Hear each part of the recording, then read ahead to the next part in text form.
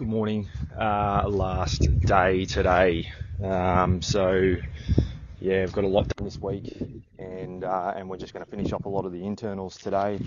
I've got a throttle quadrant as well, which is pretty cool. I don't know if the camera can really pick that up, but nice to see that.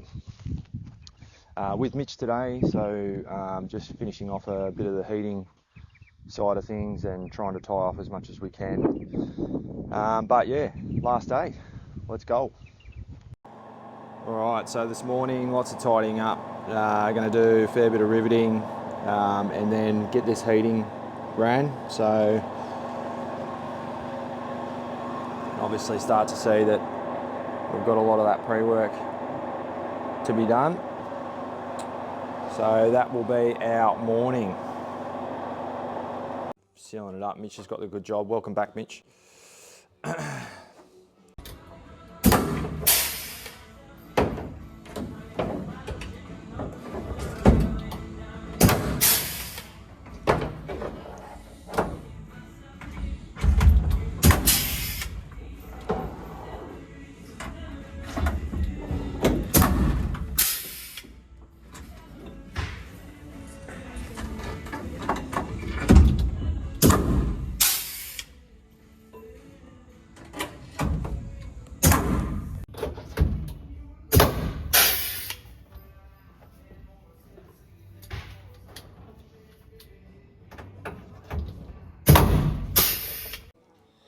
Fill in the crack that just spreads along there. Okay, yeah. So we have just a nice signal with no air. Yeah, it's not the sort of thing that you want to spewing air out, do you?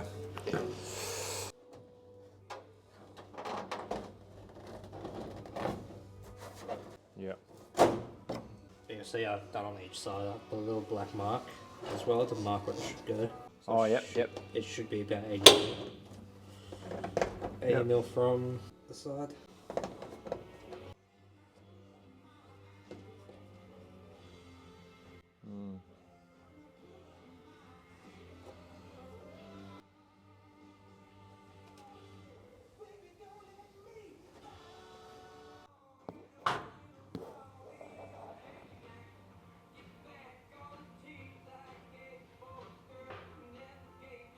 Working away and smacking out some rivets, but we've lost power, so the lights have just all gone out. So hopefully that's not going to derail us too much, but yeah, no power in the workshop. Alrighty, so we've got the sidewalls on. Yep. How do you reckon I've gone this week? Pretty good, you've done a fair bit. So what, you've done side skins, floors, sticks are in, which they went in the other day. Yep. Pretty much all the riv nuts, wiring looms in, somewhat. Engine cowls and this top skin as well. Yeah, he's done great. And a bit of windscreen. Yeah. So we just got to fit that. We're out of power. Yeah. There's a bit of conjecture as to whether or not Mitch actually pulled the power so he could go home early today. Yeah. Had a nice day off yesterday, so.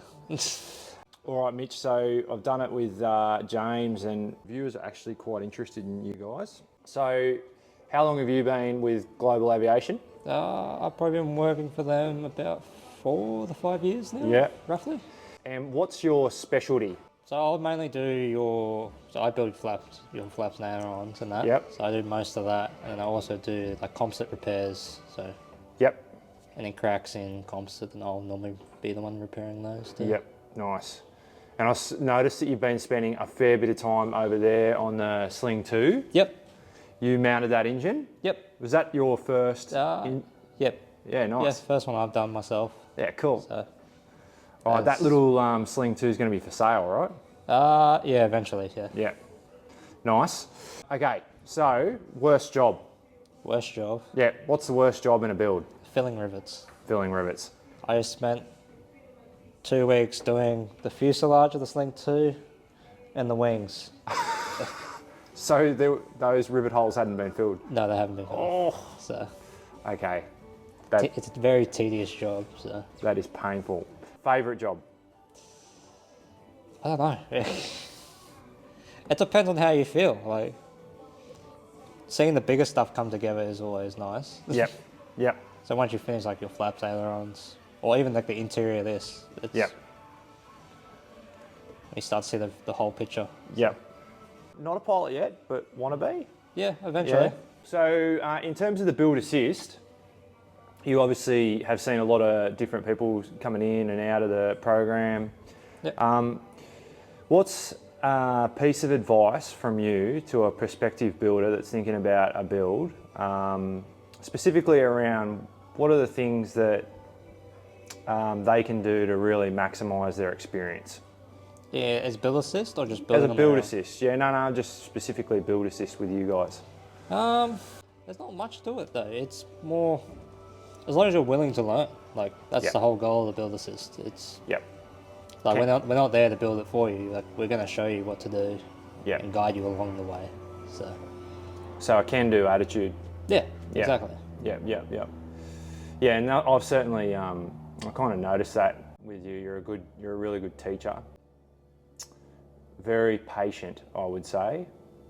And the one thing that I've noticed with Mitch personally is he's very, very quick to catch you before you make a mistake. Yeah. So that But means... in saying that, except for the aileron we did. Let's not talk about that. But yeah, and that's dead right. But yeah, again, you catch things before they happen, and I think it's probably death by 1,000 cuts. You probably made the same mistakes yourself. Yeah. And that's why you do a build assist. Always look in the book. I'll say that. Yeah, always look in the book. Yeah. Yeah, so that's probably one of the things that I sort of noticed with yourself and Errol. Errol said to me the other day he lost count of the amount of planes in his build, and he doesn't use the manual anymore. No, he doesn't. At all.